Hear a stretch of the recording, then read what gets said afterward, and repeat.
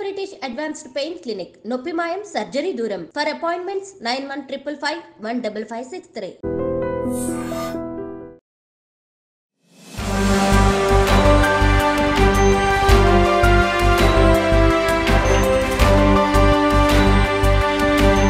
ఇప్పుడు చాలామంది భారతీయులు ఒకటే వార్త ఎక్కువగా వింటున్నారు. అది మన భారతీయ మహిళ, కేరళకు సంబంధించిన మహిళ, ఆమె నర్సు నిమిషా ప్రియాకి మరణశిక్ష విధించింది యమన్ సర్కార్.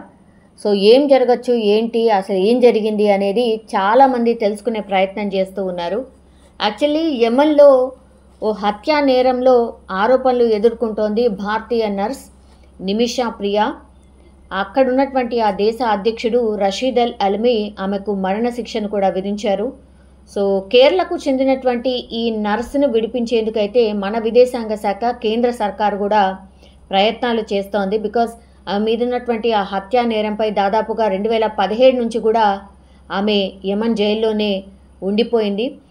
కొన్ని నెలల్లో ఆమెకు మరణశిక్ష విధించబోతోంది అక్కడ ఉన్నటువంటి సర్కార్.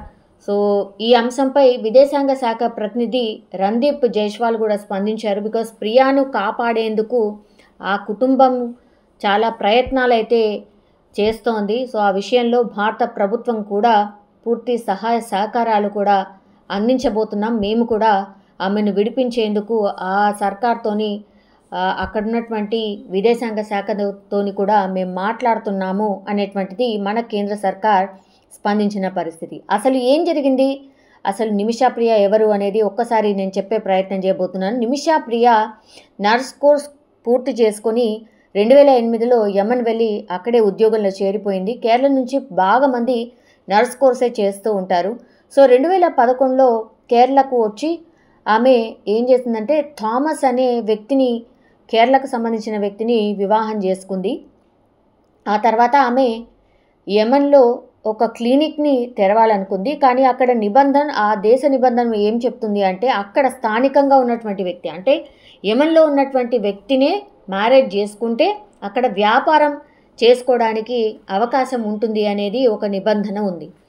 సో ఏం చేసిండ్రంటే అక్కడ ఉన్నటువంటి స్థానిక వ్యక్తి ఎవరైతే ఉన్నారో ఆయనతోని పార్ట్నర్షిప్గా అక్కడ తలాల్ అదీబ్ మెహదీ అనే వ్యక్తి, నిమిషా అండ్ థామస్ దంపతులు వీళ్ళిద్దరు కూడా ఆయనను పార్ట్నర్గా చేర్చుకొని ఒక మెడికల్ కౌన్సిలింగ్ సెంటర్ని ఏర్పాటు చేయడం జరిగింది. ఆ తర్వాత ఆమెకు ఒక కుమార్తె. సో ఒక సాంప్రదాయ వేడుక కోసం భారత్కు వచ్చింది ప్రియా కుటుంబం అంతా కూడా. కానీ వెళ్తూ వెళ్తూ యమన్కి వెళ్తూ మాత్రం ఓన్లీ ప్రియా మాత్రమే వెళ్ళింది. భర్త అండ్ కుమార్తె కేరళలో ఉండిపోయిన పరిస్థితి.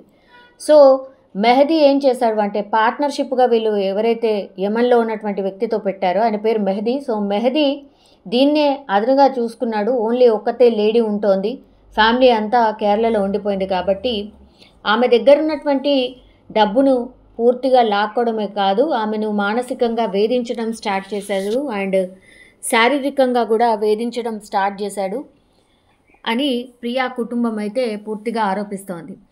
సో తన భార్యగా, అంటే ఈ నిమిషాన్ని తన భార్యగా మెహదీ చెప్పుకోవడం స్టార్ట్ పెట్టాడు. అండ్ పాస్పోర్ట్ కావచ్చు, ఇతర పత్రాలు, ఆమె దగ్గర ఉన్నటువంటి పత్రాలు ఏవైతే ఉన్నాయో వాటన్నిటిని కూడా లాక్కున్నాడు అనేది ఈ కుటుంబ సభ్యులు చేస్తున్నటువంటి ఆరోపణ. సో చివరికి ఆమెను కుటుంబ సభ్యులతో కూడా మాట్లాడివ్వడం మానేపించాడు. సో కంప్లీట్లీ టచ్ అనేది లేకుండా పోయింది నిమిషా కుటుంబంతో. 2016లో ప్రియా పోలీసులకైతే ఫిర్యాదు చేసింది, ఇలా జరుగుతోంది, మెహదీ నన్ను ఇలా వేధిస్తున్నాడు అని. కానీ అక్కడ ఉన్నటువంటి పోలీసులు పట్టించుకోలేదు, ఆమెకు ఎవరి సపోర్ట్ లేకుండా పోయింది. 2017లో మెహదీకి ఇంకా లాభం లేదనుకుంది ప్రియా. మెహదీకి 2017లో మత్తుమంది ఇచ్చి ఆయన దగ్గర ఉన్నటువంటి పత్రాలు ఏవైతే ఉన్నాయో, ఈ పాస్పోర్ట్ ఏదైతే ఉందో వాటన్నిటినీ లాక్కోవాలనుకుంది. సో ఆ మత్తుమందు ఏదైతే ఇచ్చిందో ఆ డోస్ చాలా ఎక్కువ కావడం అతడు చనిపోవడం జరిగింది. సో ఏం చేసింది, భయంతో ఇంకా ఆమె ఇండియా రావాలనుకుంది. అక్కడ ఉన్నటువంటి వ్యక్తి చనిపోయిన తర్వాత ఇంకా రావడానికి వీలు పడదనుకుంది. సో దాని నుంచి ఎలా తప్పించుకోవాలో అర్థం కాలేదనుకుంది, భయపడిపోయి పాపం ఆ తర్వాత మృతదేహాన్ని ఒక వాటర్ ట్యాంకులో పాడేసినటువంటి సిచ్యువేషన్. చివరికి అక్కడి నుంచి సౌదీకి వెళ్ళిపోదామని అనుకుంది. సో సౌదీకి వెళ్ళే టైంలో ఈ బార్డర్లో ఆమెను అరెస్ట్ చేశారు పోలీసులు. సో ఇప్పుడు ఏం డిమాండ్ చేస్తుంది ఆ మృతుడి కుటుంబం, మెహదీ కుటుంబం అంటే, మృతుడి కుటుంబానికి ఇప్పుడు కొంత మొత్తం పరిహారం చెల్లిస్తే అక్కడ ఎవరైతే ఇట్లాంటి నేరాలకు పాల్పడతారో ఆ నిందితులను క్షమించి వదిలేసే అవకాశం ఉంటుంది యమన్లో. సో ఇక ప్రియా కుటుంబం ఇది తెలుసుకొని ప్రియా కుటుంబం పూర్తిగా దాదాపుగా ఒక $40,000 మెహదీ కుటుంబానికి చెల్లించేందుకు పూర్తిగా డబ్బులన్నీ అరేంజ్ చేసుకొని యమన్కి చేరుకుంది. $40,000 అంటే అక్కడ ఉన్నటువంటి కరెన్సీ ప్రకారం 34,20,000. సో పూర్తిగా డబ్బును చెల్లించి తమ బిడ్డను విడిపించుకోవాలి అని ఆ కుటుంబం మొత్తం అక్కడికి చేరుకుంది. బట్ ఆ బాధితుడి కుటుంబంతో చర్చలు జరిపేందుకు ఇప్పుడు భారత దౌత్య కార్యాలయం ఏదైతే ఉందో అక్కడ న్యాయవాది ఏర్పాటు చేసింది. అతని పేరు వచ్చేసి అబ్దుల్ అమీర్. ఆయన $20,000 డిమాండ్ చేస్తున్నాడు. సో మేమే అతి కష్టం మీద మా బిడ్డను విడిపించేందుకు ఈ $40,000 అరేంజ్ చేయగలిగాం, $20,000 మా వల్ల కాదు అని. సో ఇప్పుడు అందుకే మన భారతీయ కేంద్ర సర్కారు కూడా రంగంలోకి దిగింది, చర్చలు జరుపుతోంది. సో ఈ లాయర్ ఎవరైతే ఉన్నారో ఆయన $20,000 డిమాండ్ చేసేసరికి ఇప్పుడు యమన్లో చనిపోయినటువంటి వ్యక్తి కుటుంబ సభ్యులతోని చర్చలు ఇప్పుడైతే స్టాప్ అయిపోయాయి. బట్ మన కేంద్ర సర్కార్ ఇప్పుడు చర్చలు స్టార్ట్ చేసింది కాబట్టి మరి ఏం జరుగుతుంది, చర్చలు సఫలీకృతం అయ్యే ప్రయత్నాలు అయితే గట్టిగా చేస్తోంది. బికాజ్ మన దౌత్య కార్యాలయం కూడా అక్కడ ఏదైతే నిబంధన ఉందో, అంటే ఒకవేళ భరణం కింద ఎంతో కొంత మొత్తం ముట్ట చెప్తే ఆ ఫ్యామిలీకి వదిలే, అంటే ఈ నిందితురాలు ఎవరైతే ఉన్నారో ఆమెను వదిలేసే అవకాశం ఉంటుంది కాబట్టి ఆ చర్చలే జరుపుతోంది. లేదంటే ఆ చర్చలు సఫలీకృతం కాకపోతే నిమిషాకైతే మరణశిక్ష తప్పదు.